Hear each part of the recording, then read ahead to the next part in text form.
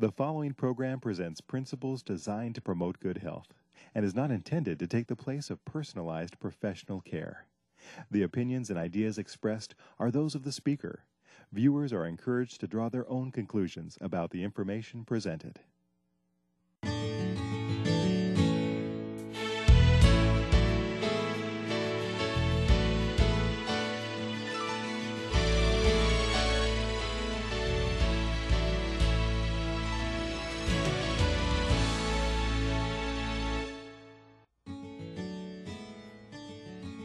Hello, and welcome to Wonderfully Made.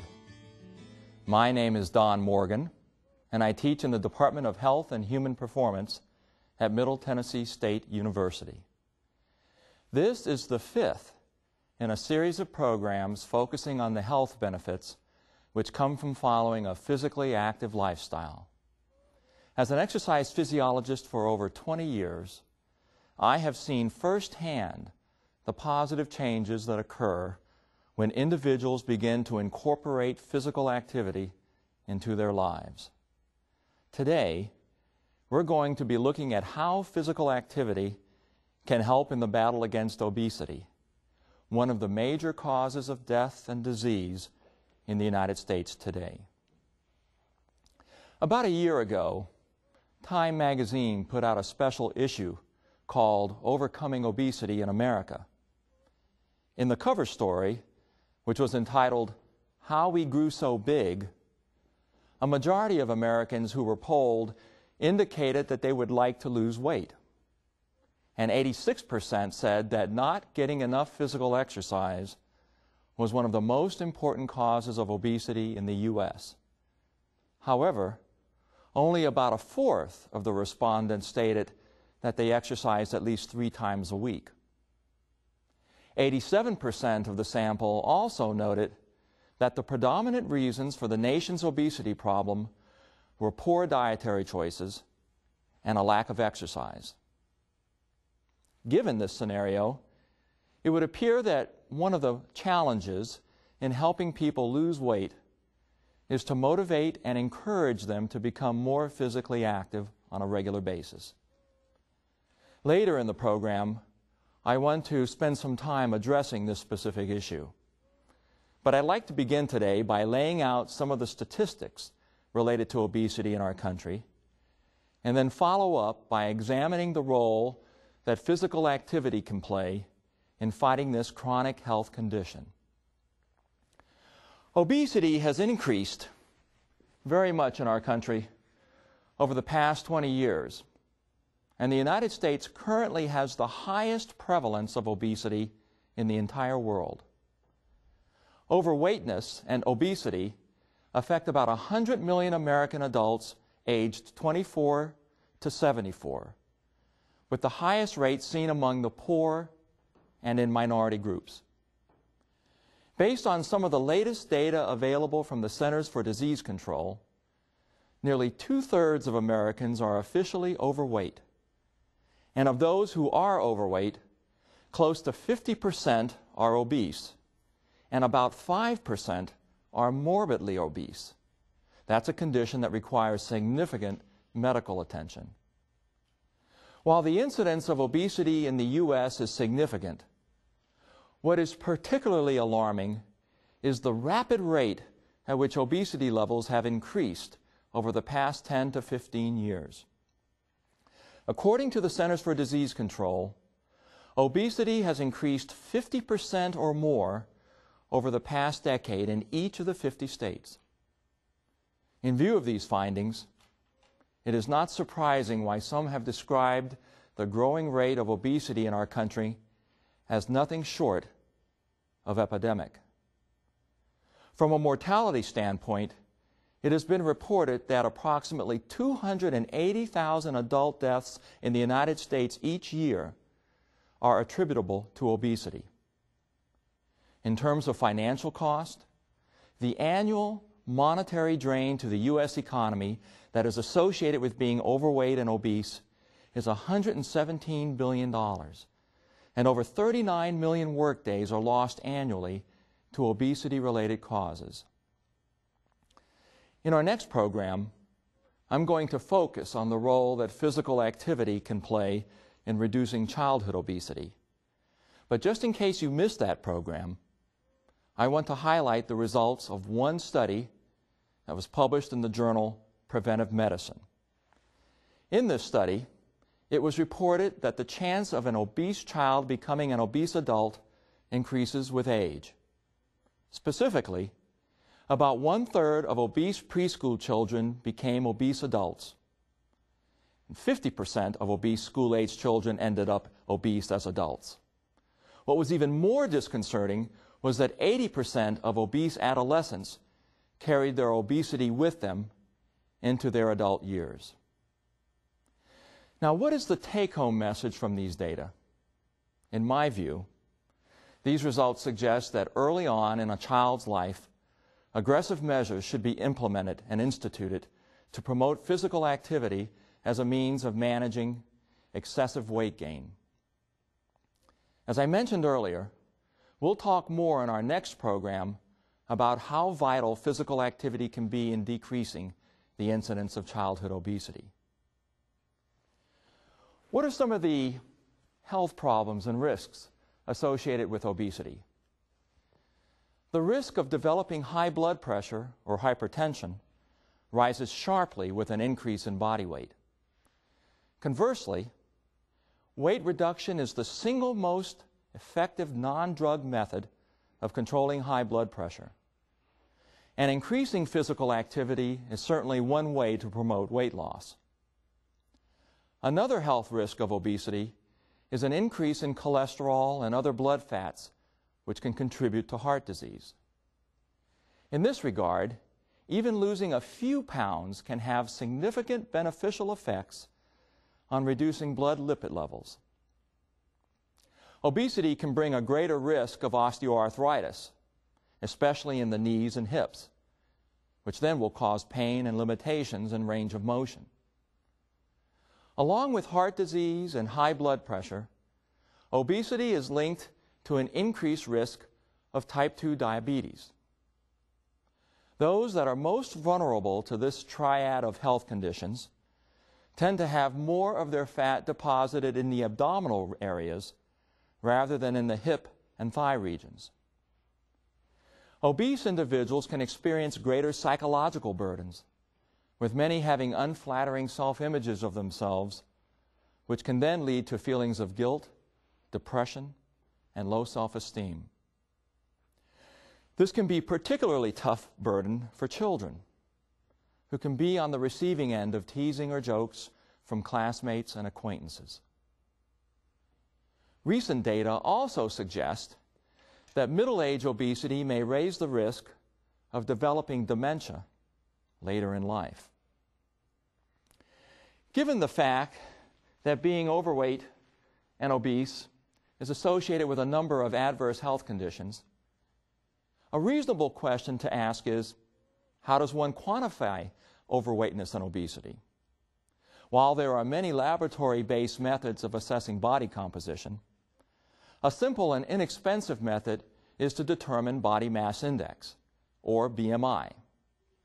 The BMI, which indicates how heavy you are relative to your weight, has been shown to be more accurate than using weight alone to estimate obesity, and it also correlates reasonably well to direct measurements of body fat. The following graphic demonstrates how to calculate BMI. In this example, we have a 50-year-old man who is 5 feet 8 inches tall and weighs 154 pounds. The first thing we need to do is convert his height to inches. So to do that, we multiply 5 feet by 12, since there are 12 inches in a foot, and add 8 more inches to arrive at 68 inches. In step 2, we multiply 68 by 68 to get 4,624, which is his height squared. Then, in step 3, we divide his weight, which is 154 pounds, by his height squared, which is 4,624, to yield a very small number. In this case, the number is 0.0333044. In our last step, we multiply this very small number by 704.5, which is just a given constant, to obtain the BMI, which in this example is 23.4 kg per m squared, or kilograms per meter squared. Now I know that that was a lot to digest, so if you want an easier route to follow, and you have internet access, you can navigate to the website shown on the next graphic. That graphic shows that the site is www.cdc.gov/growth charts. Once you're at that site, click on Tools to Calculate BMI, and then click on BMI Web Calculator, and you'll be able to derive your BMI value. Now that you've determined your BMI value, you're probably interested in knowing where you fit relative to existing BMI standards. As shown in the next graphic, if your BMI value is less than 18.5 kilograms per meter squared, you are considered underweight for your height. A normal BMI range for adults is between 18.5 to 24.9 kilograms per meter squared. A BMI corresponding to being overweight ranges from 25 to 29.9 kilograms per meter squared, and obesity class 1 ranges from 30 to 34.9 kilograms per meter squared. And, as you can see, class 2 and class 3 obesity levels begin at 35 and 40 kilograms per meter squared, respectively. Before we leave this topic, it is important to note that there are limitations to using the BMI. For instance, people who are very muscular, like a 6-foot, 2-inch, 230-pound football linebacker, would display a relatively high BMI value, but would likely have relatively low levels of body fat. In this case, BMI would overestimate body fat percentage. Conversely, elderly persons may display a lower than usual BMI, which would reflect a loss in muscle mass, but could have elevated levels of body fat. And, as you might imagine, very short adults are sometimes penalized when using BMI, since their height squared value would still be lower relative to the average person's. Notwithstanding these potential drawbacks, the BMI has been widely used in large population studies because it is easier to obtain and because higher values have been tied to a greater risk for cardiovascular disease. The ability to predict disease risk can be strengthened by combining measures of BMI and waist circumference.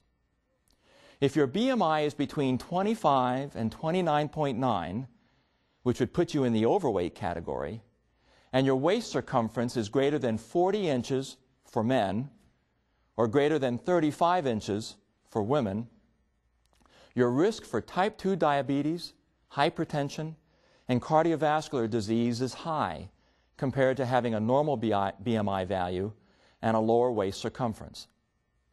Likewise, if your BMI is between 30 and 34.9, which would put you in obesity class 1, your disease risk would be very high relative to individuals with a normal BMI and a smaller waist girth.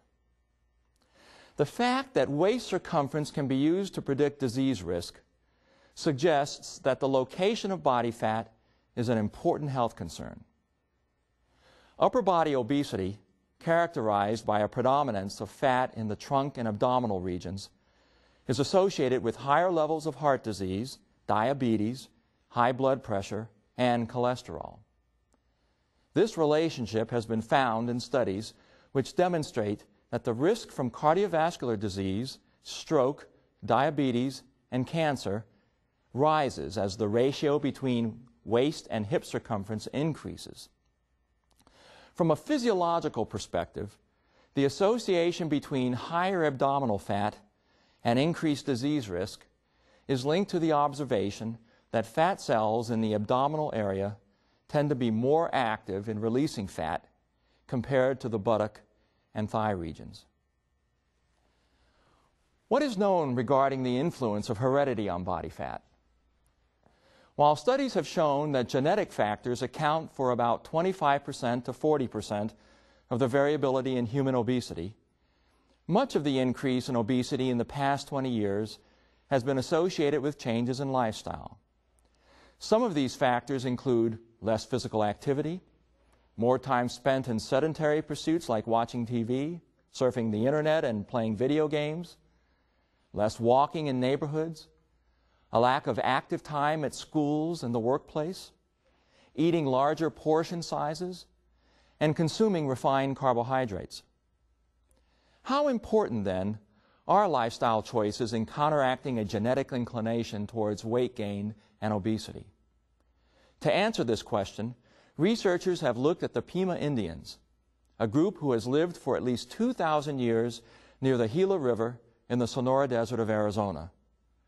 Up until about 100 years ago, the Pima Indians were farmers who apparently were lean and healthy and ate a diet high in complex carbohydrates and low in fat. However, once they moved on to reservations, they stopped farming and began consuming a high-fat diet. With these changes in lifestyle, the rate of obesity in this population has climbed to approximately 70%, and diabetes has become quite prevalent. Interestingly, there is another group of Pima Indians living in northern Mexico who have continued to labor as farmers and to eat a diet high in carbohydrates and low in fat. Guess what you find when you compare the BMI values of the northern Mexico Pima Indians with those of the Arizona Pima Indians? That's right. The northern Mexican Pima Indians display much lower BMI values compared to their Arizona counterparts. Viewed collectively, these findings suggest that environment can either promote or diminish the expression of one's genetic predisposition towards weight gain and obesity. What is the impact of physical activity or weight gain? It has been shown that the incidence of obesity is highest in men and women who are not physically active on a regular basis. In contrast, individuals who reported participation in non-intense physical activity were much less likely to be overweight. In one study that followed over 79,000 people for 10 years, it was found that those who walked for more than 4 hours per week fended off weight gain much more effectively than did sedentary subjects. In a similar fashion, another study of more than 9,000 women and men who were tracked for longer than a decade revealed that substantial weight gain was much more likely among people who engaged in low versus high amounts of physical activity. In fact, over a 2-year period, the risk of becoming overweight was shown to be reduced by accumulating just 30 minutes a day of moderate physical activity. Overall, there seems to be a strong evidence that suggests that regular physical activity is associated with a lower risk of long-term weight gain. Indeed, regular physical activity and exercise are some of the best predictors of weight loss maintenance and should be an important part of any weight management program. While many people begin an exercise program to lose substantial amounts of weight, it is important to recognize that physical activity can also help to prevent what is known as creeping obesity, or the slow, gradual increase in weight that many adults experience between the ages of 25 and 65. As your fitness level increases, you'll be able to rely more and more on physical activity and exercise to produce the caloric deficit necessary to lose weight. Once excess weight has been lost, it is vital that you continue being physically active as part of your daily routine so that you can maintain your new body weight. In this regard, engaging in regular physical activity is a good predictor of being able to sustain weight loss over the long term. The validity of this statement is supported by data obtained from a registry of people who have been successful in losing more than 30 pounds and maintaining this weight loss for more than 1 year. While 98% of these successful weight losers decreased their caloric intake, 94% increased their physical activity level, and 92% reported that they were continuing to remain active to keep their weight steady. Interestingly, those people who were most successful in preventing weight gain from reoccurring were now exercising for at least 1 hour a day. What are some of the benefits of regular physical activity and aerobic exercise for people who are overweight or obese? First, cardiorespiratory endurance improves, meaning that there is less strain on your heart and lungs. Second, weight loss leads to a healthier cholesterol and triglyceride profile. Third, regular exercise results in an increase in positive self-concept and mood state and decreases anxiety and depression. These psychological benefits can be of special importance to those who are overweight, given societal pressures to be thin. Fourth, as pointed out earlier, moderate physical activity can decrease the risk of a variety of obesity-related health problems like heart disease, hypertension, and cancer. With respect to diabetes, the negative caloric balance that results from physical activity and exercise is known to cause a rapid reversal of insulin resistance, even before changes in body composition can be measured. Performing exercise or physical activity with others can also serve to enhance the long-term maintenance of weight loss. The next topic that I want to talk about is setting up a physical activity program for overweight and obese individuals. As with anybody starting a regular program of physical activity, the emphasis should be placed on accumulating a minimum of 30 minutes of moderate physical activity nearly every day. Start by taking advantages of opportunities to incorporate physical activity into your daily schedule. As you continue with your physical activity program, you'll begin to lose weight and improve your strength and fitness. As this occurs, you'll also be able to gradually increase the length and intensity of your activity to secure even more benefits. In this regard, walking is a good physical activity choice for those who are overweight. If you wish to begin a formal walking program and you've been inactive for a while, one approach would be to walk for 10 minutes 3 days per week and slowly increase the duration of activity. At some point, you'll be able to walk for 30 to 45 minutes at least 3 days per week, and you will be well on your way to eventually being active on a daily basis. Individuals with BMI values of 35 or higher might want to consider performing low to moderate intensity, non-weight-bearing activities like cycling and swimming or other water exercise until progress has been made in losing weight and your functional capacity has been improved. Because those who are obese are at higher risk for cardiovascular disease, diabetes, and hypertension, experts advise that these individuals should consult with a physician before beginning a program of physical activity. In the realm of exercise precautions, potential concerns for obese individuals include heat intolerance, movement restrictions, musculoskeletal pain and injury, muscle weakness, and balance anxiety. Given these issues, avoid exercise when heat stress is high, wear comfortable, loose-fitting clothing that breathes, start slowly and progress gradually, and purchase a good pair of walking or workout shoes. In a recent study of obese women who had lost weight over a 4-month period, the 33% most active participants continued losing weight, the middle 33% maintained their weight loss, and the 33% least active subjects gained weight steadily throughout the year. These data highlight the importance of regular physical activity in producing long-term success in weight reduction. Knowledge of the health benefits that come from engaging in daily physical activity and exercise, however, must be coupled with the motivation and desire to start and maintain a regular program of physical activity. I believe what is most important for each person is that you have to find a personally meaningful reason to adopt and maintain a physically active lifestyle.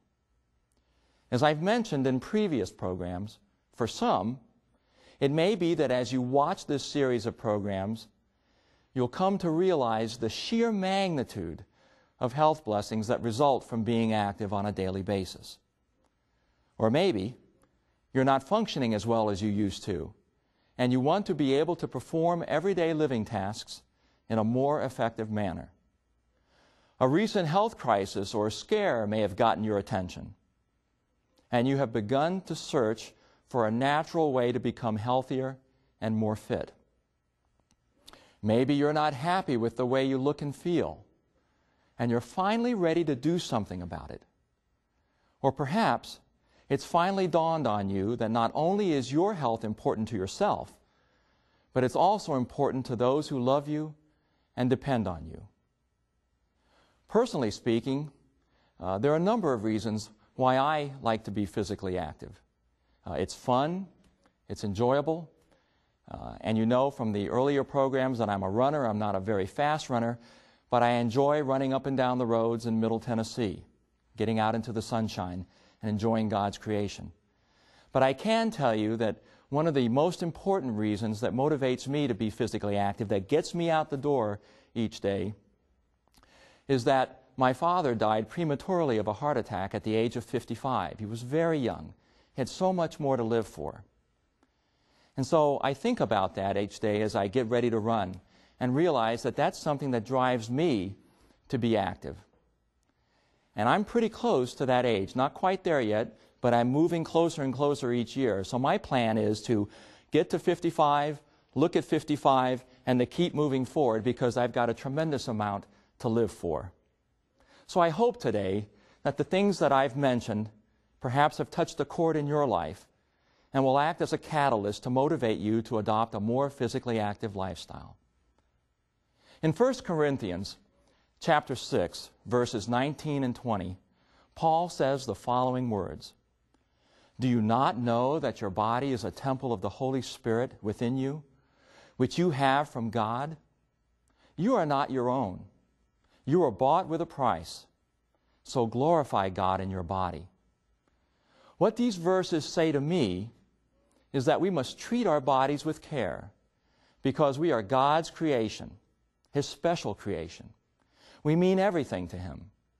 And because of that, it is God's desire that our bodies remain strong and fit so that His Spirit can live in us and guide our decisions. God has given each of us the power of free choice. We can decide to make changes in our lives for the better if we want to. I pray that the message that you've heard today will help you to take that first step towards achieving higher levels of wellness and health. Remember that ordinary life is full of fitness and activity opportunities. All we have to do is to take hold of them. In our next program, we'll be talking about the impact of physical activity in childhood obesity. Until then, keep moving, step by step, towards better health and fitness.